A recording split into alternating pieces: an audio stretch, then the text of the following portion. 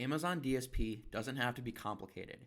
I want to walk through a simple case study today of Amazon DSP for a repeat purchase brand and show you how obtaining new customers and tracking these analytics can grow your brand long term.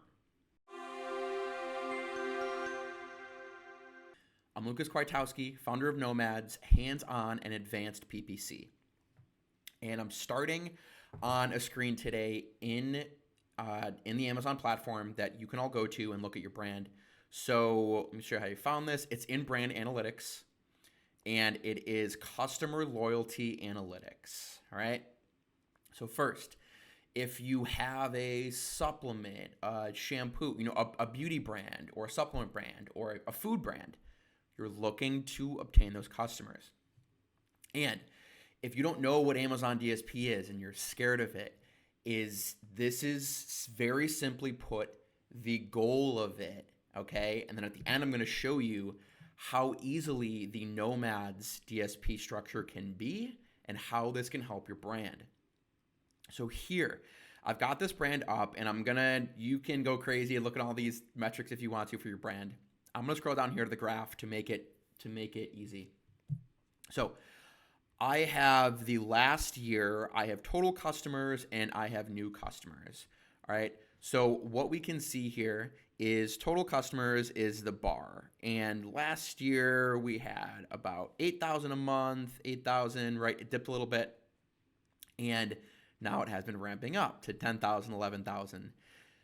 The new customers, obviously all of us know this. The only way to grow a brand is to obtain new customers, okay? There is a two-pronged approach for DSP. One, obtaining those new customers. Getting those people who aren't even in the funnel, they don't even know your product exists. So DSP goes after them off of Amazon, and they say, oh, that's a cool product. And then all of a sudden they're in the funnel. That's obtaining the new customer. That's what we're going to talk about in this video. And another one, I'm going to talk about those repeat customers, okay? So obtaining new customers. So what I did here is I got the data from this page. So now I'm going to pull up a spreadsheet so you guys know where this came from, okay? What I did, I went back all the way to September of 2021 and then all the way through last couple of months.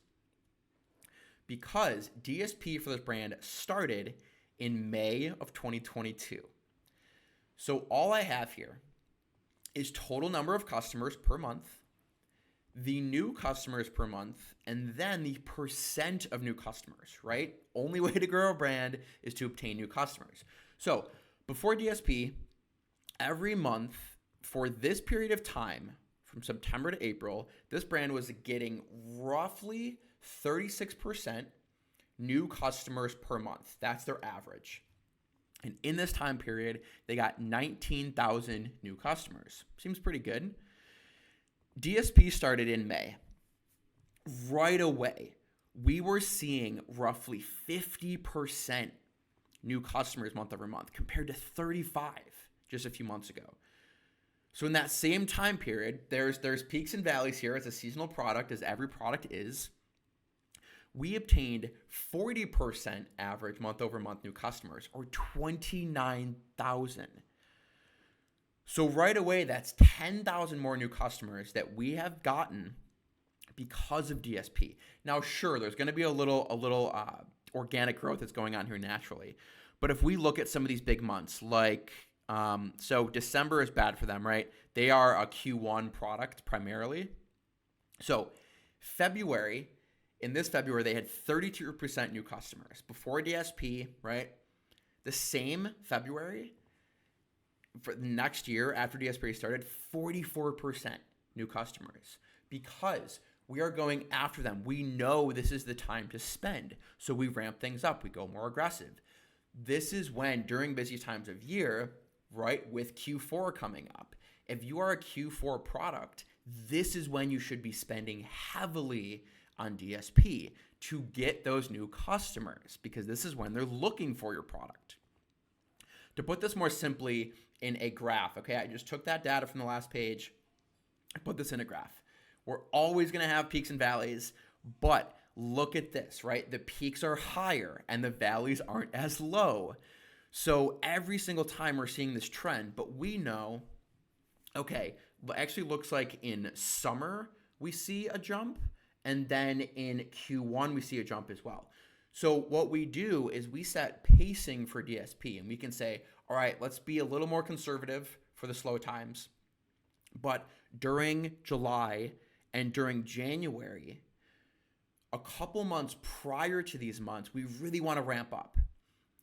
So because if people are coming to Amazon January and February to buy this supplement, we want to hit them in December and early January because they are, and we want to advertise them off of Amazon, okay? Because then they go, oh, that's really cool. It's now top of mind for them in December. So late December, right? They're trying to think of what health kick they're going to go on for January. And we're just getting a little bit ahead of the curve. So by the time they come to Amazon in January and are typing in our main keywords, we've already gotten a visual in front of them. A good kind of metaphor to think about is a billboard, right? So if you're driving down the road and you're seeing a billboard in a city for a restaurant, you're like, ooh, that actually sounds kind of good. But you weren't even thinking about going to that restaurant or buying that sort of food. But then if in another few miles you see that restaurant, you're more likely to stop because they have gotten to that touch point and you're thinking about it. So that's kind of the overall goal here, is to just get that little bit of touch point before someone even knows that they want it and to get in their head.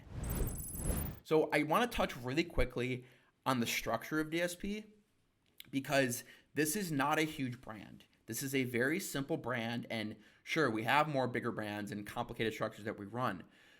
But for all of you that are, maybe managing your own brand and like to have that control and know what's going on, we have, very simply put, for this brand, 2 campaigns running for DSP. That's it. We have 2. We have one that is going after new customers. We have another one that is re-engaging with customers.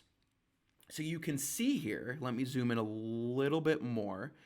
You can see here we have 2 campaigns. They're called orders in DSP. This is the DSP platform we have up. Okay, this one is pulling in most of our sales, 470K lifetime, right? But only the new to brand of that is only 35K because that's the re-engaging one. These are people who have bought our product before and we want to keep them coming back to buy. So that's most of our sales, but it's still getting new to brand. This one specifically has way fewer overall sales, but more new to brand. All right. So percentage wise, that's crazy, right? That's probably 10% compared to 3%. But that's it. We have more tools in our tool belt that we can use for DSP. But if you're looking to get started, this is what Nomads is going to do for you. Start with very 2 top of funnel strategies. Very simply put, we can start with a small budget. We can get you ramped up. So if you are a Q1 brand, this is the time to reach out to us and start with a $10,000 monthly budget. We can ramp up from there, but that's all that this brand is spending right now. They started with us about a year ago at $8,000 a month. Now they're at $15,000 a month. And this is what it's done for them in a year. It's gotten so many new customers. It's gotten customers coming back, and it's grown their brand consistently month over month.